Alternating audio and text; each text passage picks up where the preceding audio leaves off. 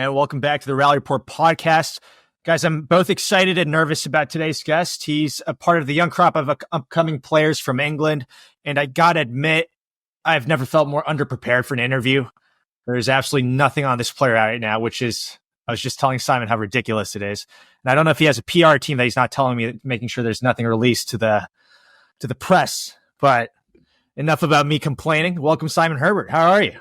I'm good, thank you. How are you? I'm doing great. Just pissed off that I couldn't do more research on you. I think I've done quite well to stay under the radar for a while. So you got to pay the PR team a little more money, dude. This is crazy. Definitely need to pay a lot more money. But yeah, I just want to start off like, how are you doing? How's the season? I know there's been some excellent results. I don't know if that's how you interpret it, the London Open, but just wanted to kind of talk to you about your season so far, how you've been feeling, if you've been healthy and all that. Yeah, so after last season and in the British Open, playing Lionel Cardenas, I took a knock, ended up having a grade 2 tear and a clavicular ligament in my ankle. So late summer, so a long summer as well. So I had time to train. And my first tournament wasn't till Budapest, which was quite a late one. I missed CIB Egypt Open as a choice as well. But then obviously that was my first event.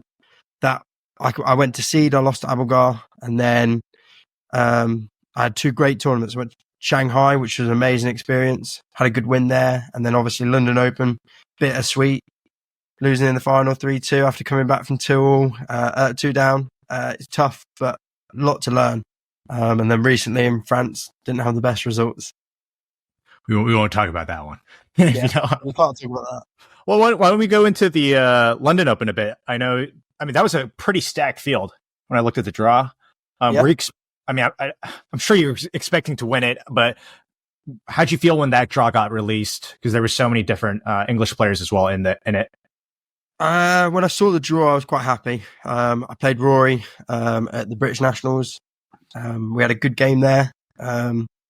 So I knew I could get stuck into him. Whereas if I'm playing someone like Deck in the quarters, the seedings wouldn't allow that. But if I was to play Deck in the quarters, it could be quite tough. Early rounds, we're both going to be quite fit, quite fresh as well. So it could have been tough. But with Rory, I'd say our abilities with the rackets are quite similar. He's very, very, very skillful.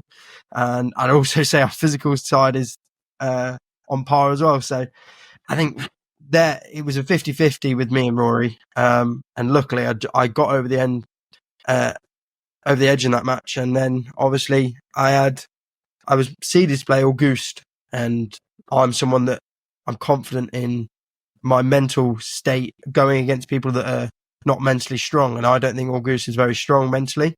I think he dips in and out a lot. So I thought I could definitely take him on. And then obviously the final, I didn't know who was going to get there. So I was just looking forward to play the tournament. I've seen a couple matches of Auguste, and I feel like he kind of gets in under your skin. I feel like he tries to get in under a lot of people's skin. I think it's worse for him, though, in the end. I think he's quite soft mentally. Mm-hmm. And I think I watched him play Mohammed Azim Khan. He went 2-love down. Mohammed is also someone that's very soft, but again, these players are really good at times. Mohammed Azim Khan won Charlottesville, I think it was. Yeah, it's crazy. But then I watched him lose from 2 up against Auguste, who he didn't look fit. Maybe he was putting it on, but I don't understand how you lose from 2-love down when someone's hobbling around. So yeah, It's the same with Nick Wall. Auguste won the first game 11-1 or 11-love or something like that, and then it completely switched. It was a very weird situation. So yeah. And then did you play Nick Wall? You played Nick Wall in the semis, right? Played Nick Wall in the semis, which was obviously a big match for me, because we're all around the same age. And he wasn't 100% fit, and I know that, but the way I started that game was very good, very intense. And the third was very shaky because obviously it was a big moment to get into that final. But unfortunately, I believe he has just a few problems with his feet at the moment, but everyone has problems. So. And then the final, did you have the belief going into that you could beat Declan James, or how do you usually match up against him? What was that? My record against Deck is actually quite good. I So say. I played him at European clubs in the group stages and lost 3-1. But then I played for a club in Liechtenstein, and he was playing for a club in England called Leamington. And it was basically I needed to win, not dropping too many games. And I actually came through 3-0 in that match in the 3-4 playoff. And obviously my team came third in the end. So quite a big match. I did have the belief, I think, going on court, I was really ready. But then as soon as that first ball got hit, I went into a shell, not because I was nervous or intimidated by Dec's presence on the court. I just knew it was a massive moment in my career, and it could have been bigger than it was, and my ranking could have gone up more. And then there was obviously I'm there. So yeah. And you were just talking about this crop of, like, I also mentioned at the introduction, the crop of English players coming in. You got the likes of Nick Wall, yourself, you got Curtis Malik, you got Charlie, who's coming back from injury. You got Finn, and you also got like Jonah and Sam, who are all coming up the rankings. How does that feel to have so many of you guys in the similar range in the skill level and rankings? Does it give you extra fire in you? Is it good to have that type of rivalry amongst all these guys? How's that been? Absolutely, but I've only just joined this kettle of fish. I wasn't a good junior, and everyone you just listed there all represented England at juniors. I'm an exception to a rule of, to be good, you've got to be a good junior, and everyone has this impression of, if you're a good junior, you're going to be a good player. But that's not the case. A lot of people have unfortunately dropped away from the game. They've also just not reached their potential. But I'm glad to be in the mix. And one thing I don't want to do is I don't want to stagnate with the ranking gains. There's a few players at the moment that are struggling to get their ranking higher and higher. Whereas someone like Jonah, he's on the up and up and up. So there's no stopping him at the moment. Same with Zakaria. We can talk about all the English players, but you take out a couple of younger people, so myself and stuff, there's not that many people coming up behind me. So I've got to kind of take control of and be the older people now. So I've got to push on and really stand my ground with the likes of Jonah. I love Jonah to bits, but I don't want him to overtake me, but I think it's gonna happen at some point. Got to take him down. I think I had him on. I was asking how he does against you. He gave me a little smirk. Yeah. Well, I mean, when I first started hitting with him, I think I won every time. Yeah. And then there was just a switch, and then he started winning every time. And then it was a case of I went 2-love up, and then he always beat me 3-2. But we haven't had a practice match in ages. But during last summer, we played every time we had a hit, we played a match. It was literally like 3 matches a week, and it was great fun. And it helped my game a lot. It brought me on a lot, and I hope it brought him on a lot, just with the match experience, match play, and how I play the game. I'm not like an English player that will just hit straight drives. I take my space. I'm quite active as well. So yeah. Yeah, I know. I mean, I know you're like Jackson's favorite player. He raves about you every time he jumps on the podcast. He's your number one fan. He defended me at the NSL, wasn't he? Yeah. In that final. Oh God, we won't talk about that performance. I'm glad you brought it up. Because I was going to ask about. I don't usually ask about people's junior careers or like their backstory, but I actually, given the fact that there's really not much around you, I actually do want to hear. I'm sure a lot of people would like to hear as well, because you really kind of popped into the scene. I want to say in the past 2 years, where your name started being brought up. I guess this is a long-winded question about how was your junior career? Like, how did you kind of get into the sport? When did you think you made the jump to actually feel like, okay, I have a shot at being successful at the sport? When did that transition happen? Kind of, give us a little bit of the Simon Herbert backstory here. So I started squash when I was about 9, just at my local gym with my dad. I was okay when I was younger. So under 11s, I was okay. I actually got to work number 1 in England for 1 month. And then Sam Todd was number 2, and he's like 4 years younger than me, but not the point. But then I really struggled because I'm a very attacking player, but I just made too many errors when I was younger. Didn't try hard enough, never trained really. I was on court probably twice a week, and them just playing league matches. Whereas the people that were good, they earned it. So like Jonah, he was on court every day. Sam Todd on court every day around these amazing people. I didn't do it. And then it got to about 15 and I was obviously doing my GCSEs. They didn't go great. So I kind of got forced into playing squash to an extent. But from that point, I basically wasted another year thinking, I can just bum around and I'll make it eventually. And then I hit 17 and I met Chris Ryder, and I'd worked with Chris Ryder quite a lot. We worked on a lot of things. One thing was my backhand, and now I'd say one of my strengths is my backhand. And then I worked so hard to get into the bracket to go to World Junior Champs in 2020. Okay. So the year 2020 British Junior Open, I ended up coming 11th, which was my best ever finish. Wow. Yeah. Which is pretty good. And obviously the stage where people change from a junior to a senior career is World Champs.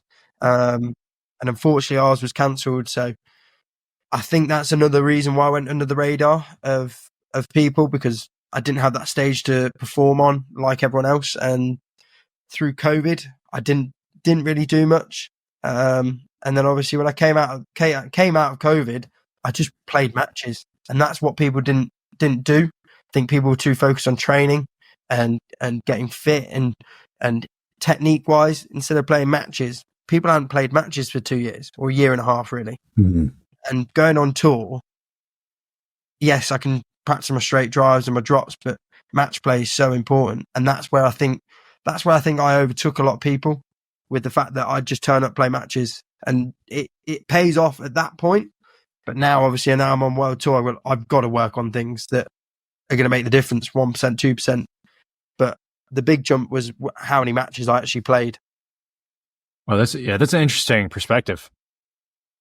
What level do you think you're playing at right now, or within this year, a hopeful goal, would you say, in terms of the ranking? Well, I think my squash has improved massively. Yeah. I'm seeing the game better. I'm a lot fitter. I'm a lot more patient as well. I'm structured. I'm getting there. I'm not there completely. Obviously, no one is, but I'm on my way. But the level I'm playing at, someone actually asked me the question. Can't remember who it was. He said, if you played your best, who could I beat? That's a good way of putting it. Yeah. And I believe I could beat Victor Kruin. I had a great match with him at World Champs where I got a game and I had two games where I had game balls.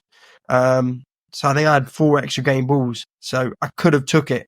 I just didn't take my opportunities there. So I think if I play my best, I could definitely take on someone like Victor. And then I'd say my average level is probably 45, 40 in the world. Right. So yeah. I was asking Amir this when he was on, as someone who you've done the 5Ks to the 10Ks to 15, and you're slowly now kind of hopefully working out to exit out of the Challenger Tour to the World Tour, and you've now been playing the World Tour as well. And I was curious to get your insights on life on the Challenger Tour. Life on Challenger Tour is a dream. What is that like? It's amazing. Everyone's friends. We can all have a laugh. We can all have a drink. It's obviously a lot less serious than World Tour. The clubs you go to are almost better clubs. They're more family oriented. It feels like a real good place to be. And some of these tournaments, for instance, Manchester Open, doesn't feel like a nice place to play. Our national centre is not a nice homely club.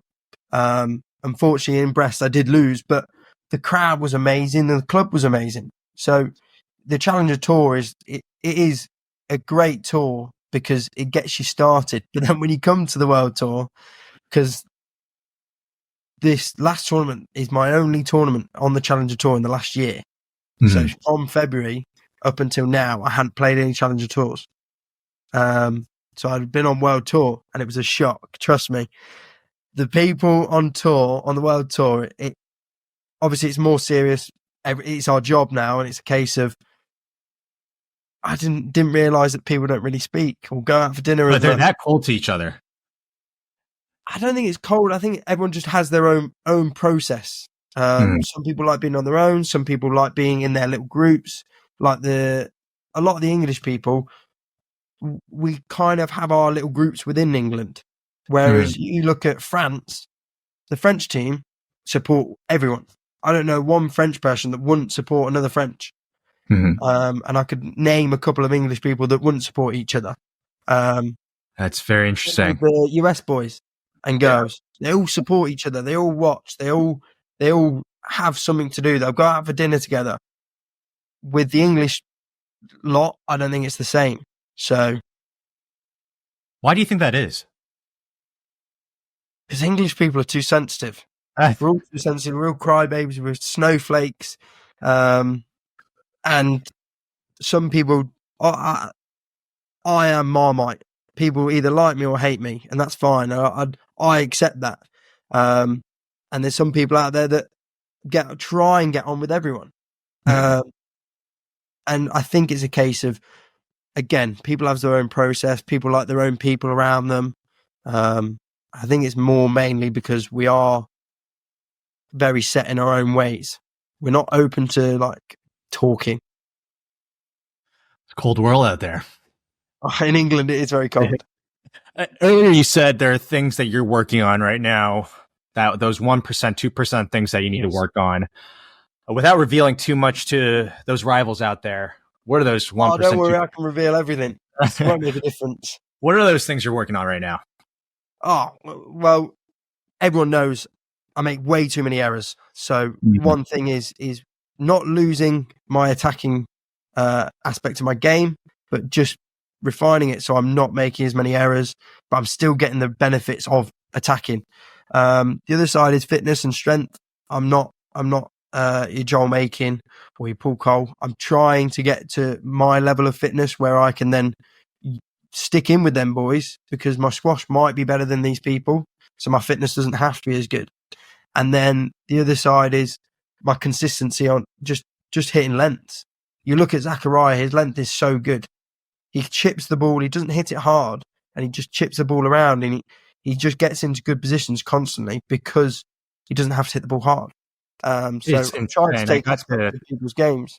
Yeah, so I'm in New York. I honestly, he's one of those players that you watch online as a fan and you don't really see, because, you know, as a fan, I think you only kind of see the explosiveness of certain athletes and you think that's got to be the reason they're genetically just unbelievable. Yeah. But with him, it's just, you can't really identify what exactly he does. I mean, and then I saw him play, just chips away, gets every ball back.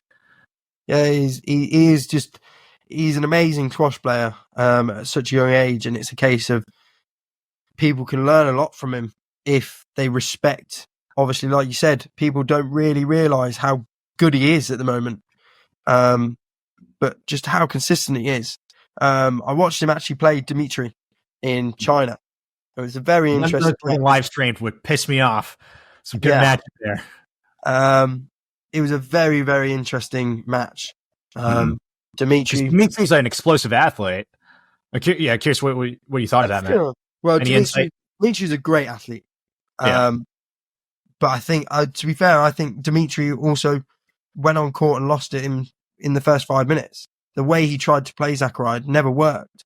Zakaria loves when people are more bothered about blocking him out or trying to get in his way, because he's lived in Egypt. He's trained with all these people.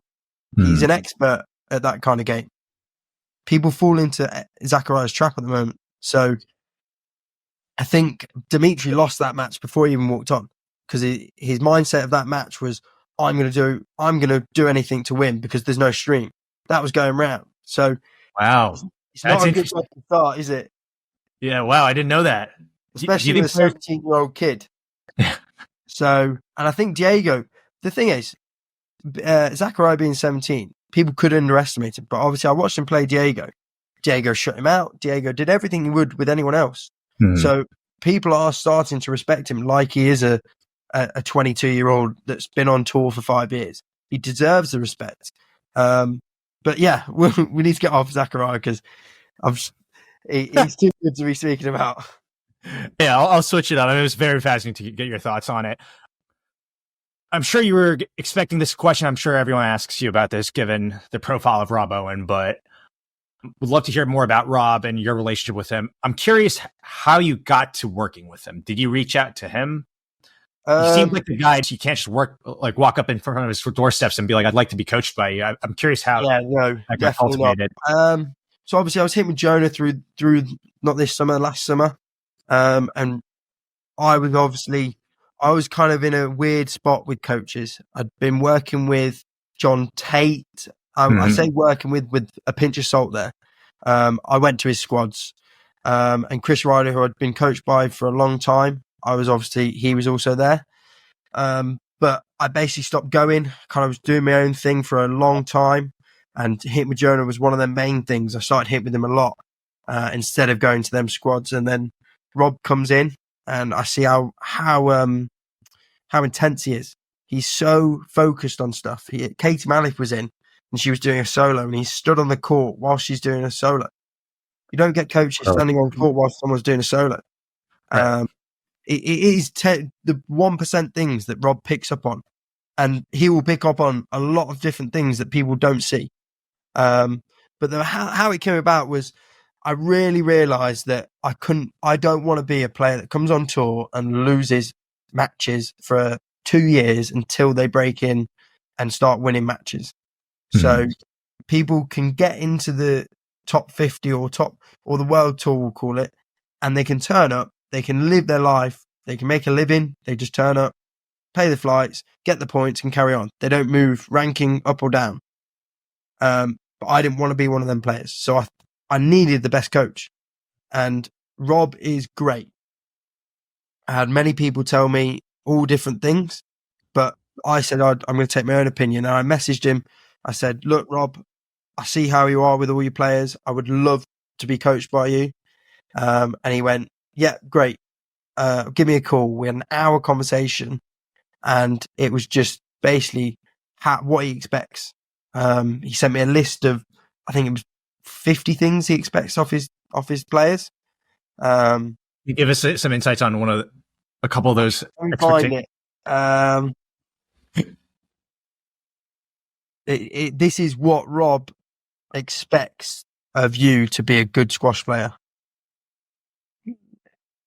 It is funny because I've shown it to other people, and people actually not get offended, but almost go, "Oh, but I can't do that. I'm not a good squash player then." And I kind of go, "Well, it's a fact, isn't it?" So, there we go, got it. So he literally he's put this he's sent this to a couple of people, I think. So it's basically, take the ball as early as you can, volley whenever possible, cut off your opponent's angles at all times, be able to hit a two-wall boast and a three-wall boast and a defensive boast, be able to hit a back wall boast running into the side wall at the front, serve well every time with variety,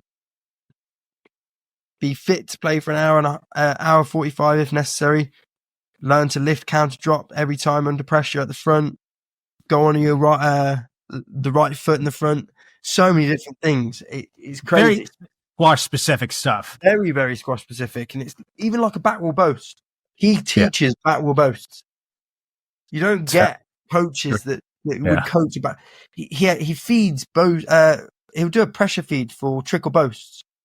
I've never seen people coach a trickle boast in a pressure feed. So he does things that people don't do. And he that's what makes him a great coach. There's good coaches out there, and there's great coaches, and he is one of the great coaches.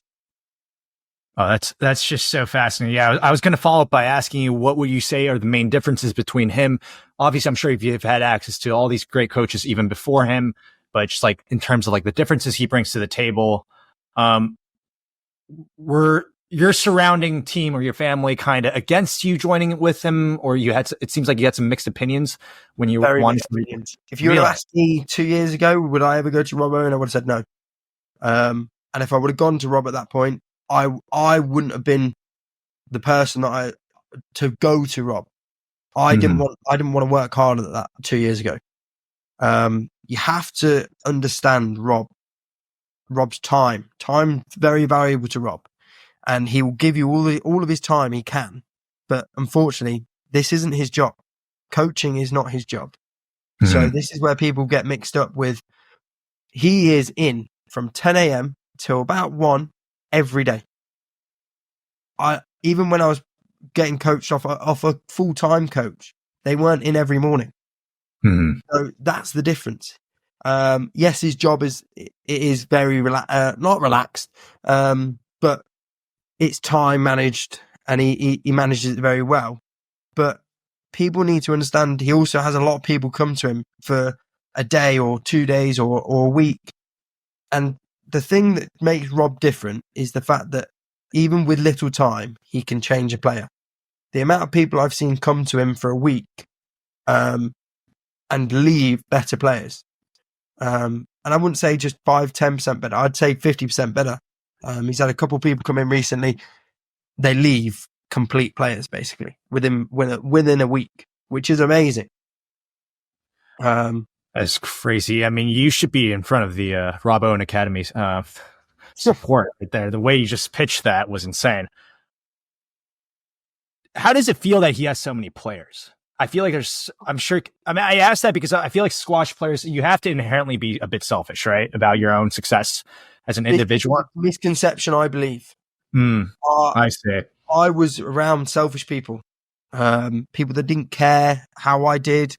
Yes, they might be happy if I get a good result, but people are envious. And like you said, it is a selfish sport. But when I joined Rob and Rob's academy, there was only 3 players at the time. So SJ was consistently going, Sam, Osborne Wild, but he was injured, unfortunately, and Jonah. And at the time I joined, Elijah Thomas was joining as well. So for a while, it was just 4 of us. Sam was working on getting back from his injury, and Elijah was coming over, and he made a big move down to Birmingham from Pontefract. But the players that have joined, they don't just join for no reason. Rob makes sure he asks us all, would you like this person? What do you think if this person joined? And to an extent, yes, you've got to be selfish. I don't get much court time with Rob. I get asked quite a lot, how much time do I get on court with Rob? Rob will walk on court at any point. If I'm in the middle of a rally, he'll just open the door and walk on and tell me something. And what I've realised is what he actually tells me is more valuable than the 2-3 years of coaching that I got off other people. He could walk on, say one thing, walk off, he'll see something else, he'll just walk on again. And that's the difference. He's so intense, and he just walks on court and tells you something straight away. He doesn't wait for you to finish the rally or finish the drill. A lot of coaches will go finish your drill, and then you'll come off all in a big group and go, oh, what was good or what was bad? He doesn't do that. He focuses on you. With the little time he has, he devotes, if he has 30 seconds talking and he's got 2 players, he'll devote 15 and 15 seconds. And it'll be everything he says in that 15 seconds is valuable. He doesn't waste a word. And the fact he's got a lot of players, he manages it very well. He's not got a lot of time, but he's got a lot of players. And he watches every match. Like, I remember I couldn't sleep at 3 a.m. And I was watching Matthew Lai, who's joined us, a Hong Kong player. He was in Canada. So it's 3 a.m. And I don't know how, but Rob texts me saying, oh, you watching Matthew? 3 a.m. He's watching Matthew, who's only just joined. He's been in England for about 5 weeks altogether. So he's had coached off Rob for 5 weeks.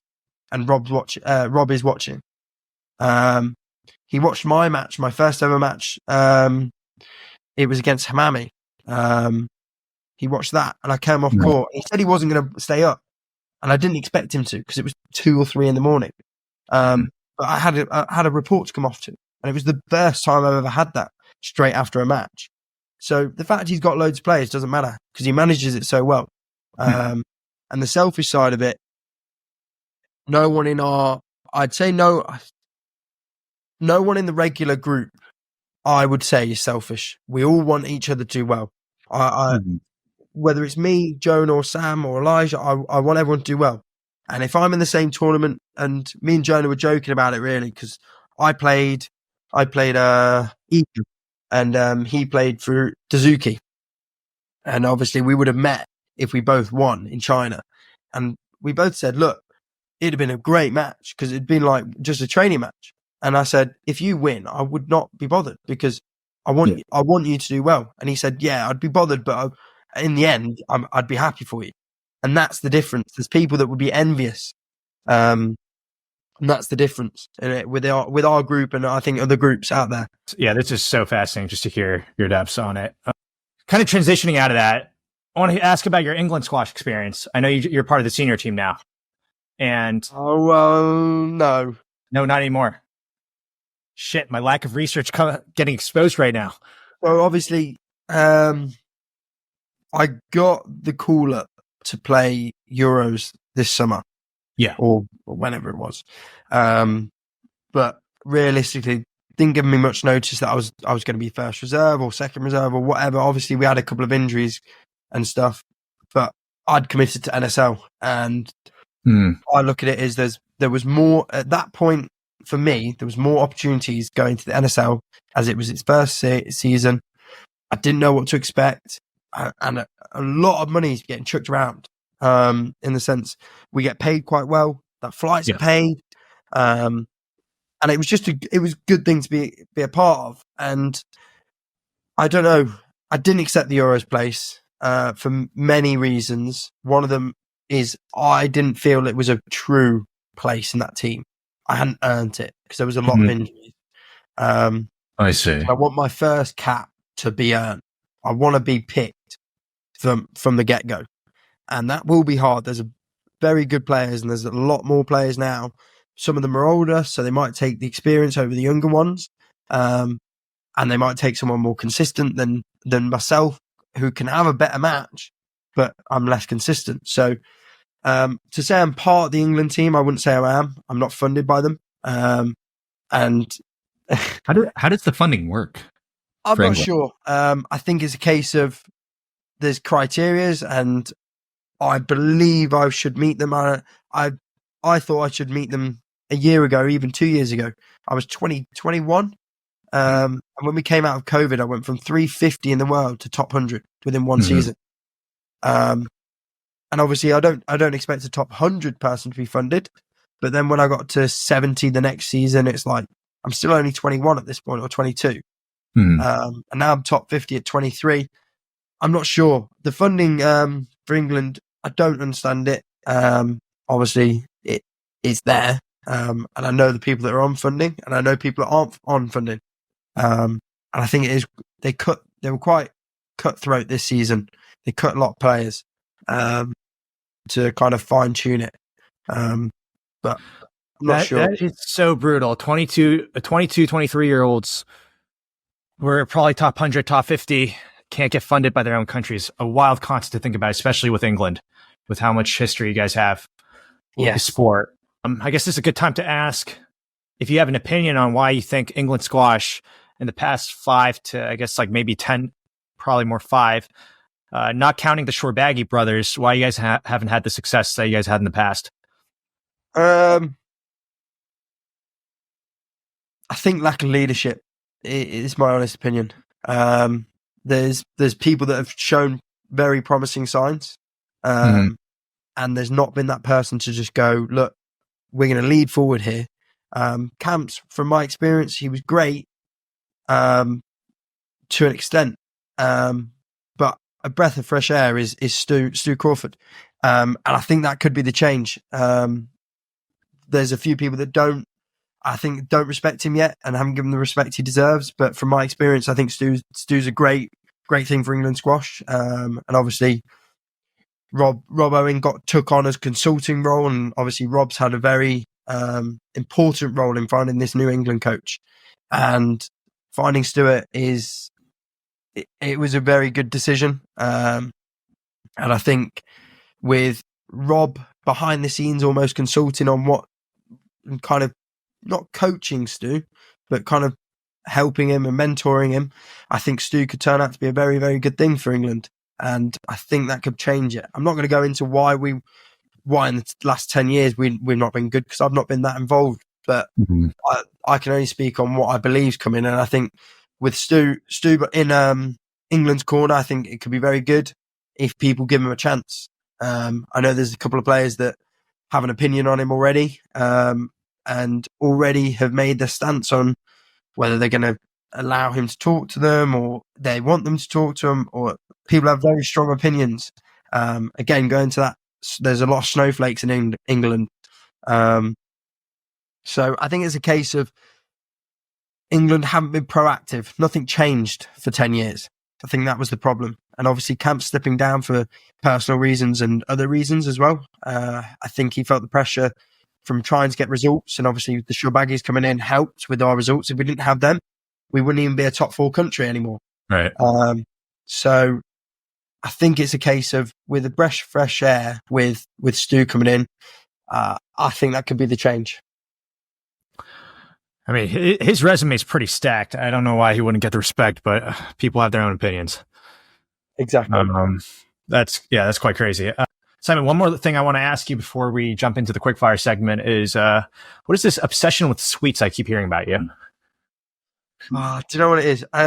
So my eating's horrendous. I'm actually talking to a dietitian tomorrow about it, because my eating is so obviously I take medication for my ADHD. That's like it used to be, before it was used for ADHD, it was used for suppression of appetite. So to lose weight and stuff.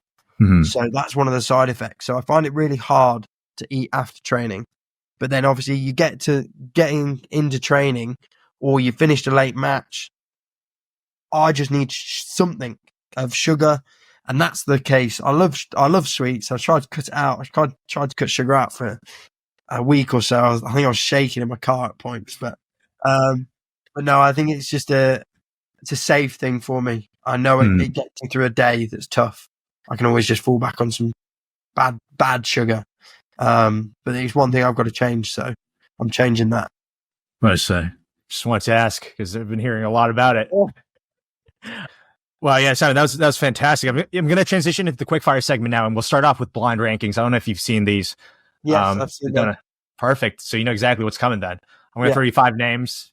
Give me the rankings. I'm sticking to the same 5 names. I hope you haven't seen the other people do this. I've seen them then. Fuck. Let me impromptu. Shorbaggis. Maybe I will switch it up here then. Let me craft something up here. See, I watch your podcast. All right. Here, let me do this. You're fine on that one. You definitely caught me off guard. I'll keep it to active players. Okay. And then we'll take it from there. All right. First name, Tarek Momin. Oh, God. We'll put him at 4. 4. Gawad.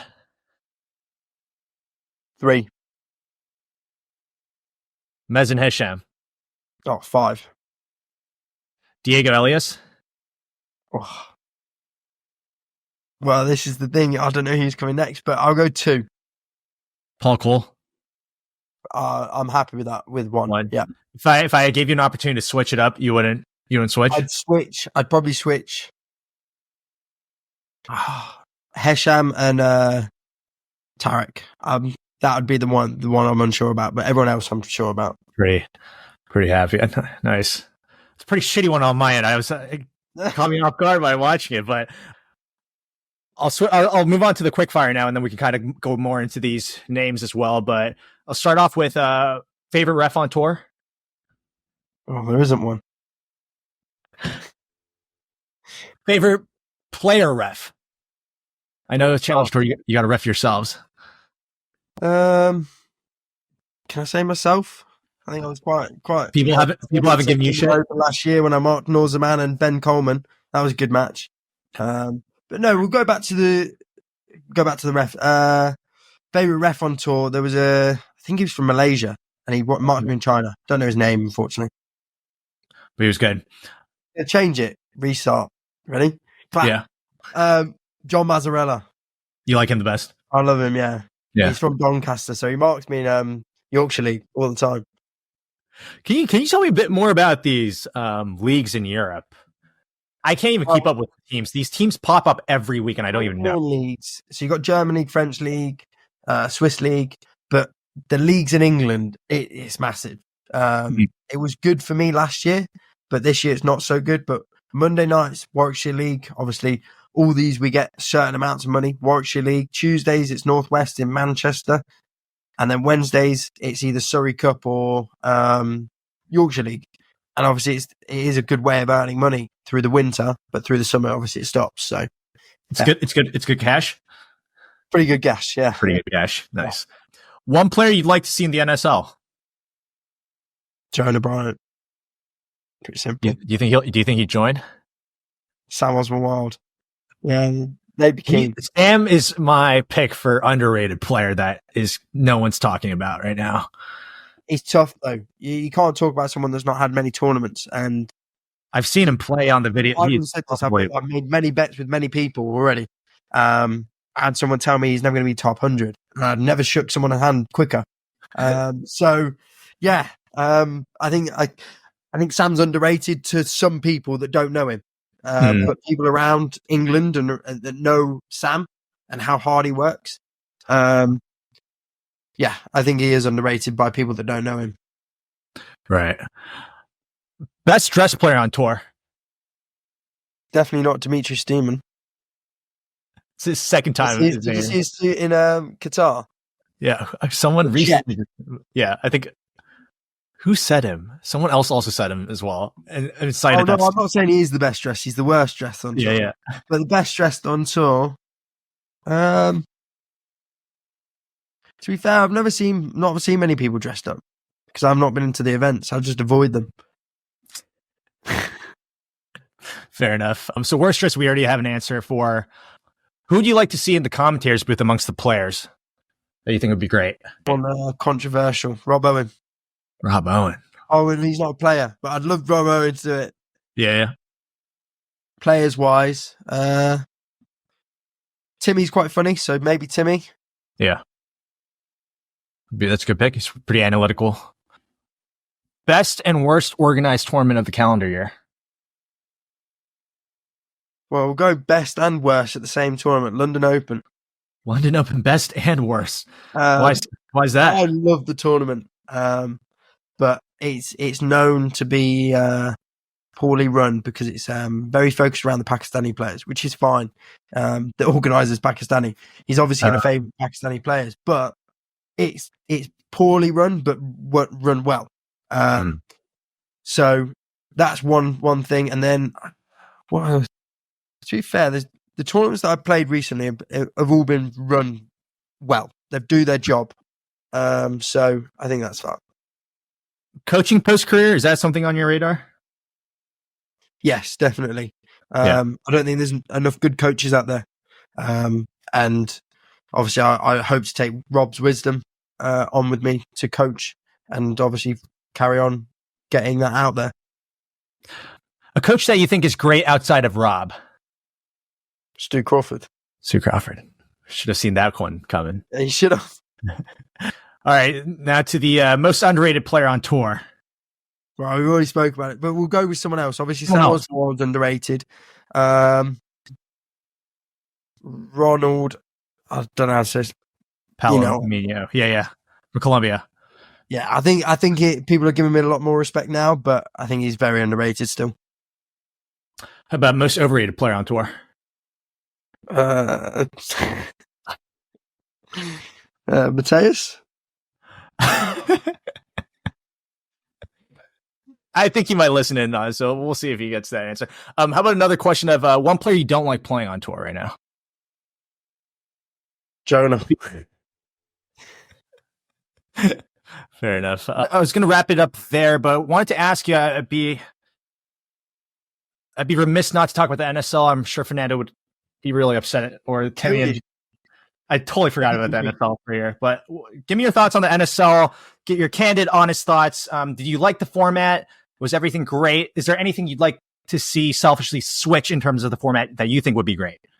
No, I think it was great. Perfect. A great format. Yeah. I had opinions that I gave to Fernando. I think there should be a couple more subs, maybe, just because it can be quite one-dimensional at times. Like in the final, I said I didn't want to play Rory, but I think I played Rory every game. And it was a case of because you couldn't then just swap me off when they put Rory on. It's like, I think there's got to be something else there that just means you can't start with the same player. Or there's got to be some sort of thing that makes it change up a little bit more. But other than that, times were good. I think the coaches need to change. I think there's a couple of coaches that need to be dropped. But no, overall, NSL was great fun, great people. Obviously, it's just a great opportunity for everyone. I'll wrap it up there, folks. Simon, thank you so much for joining in on the podcast. That was fucking amazing. Pleasure. Just to hear your thoughts.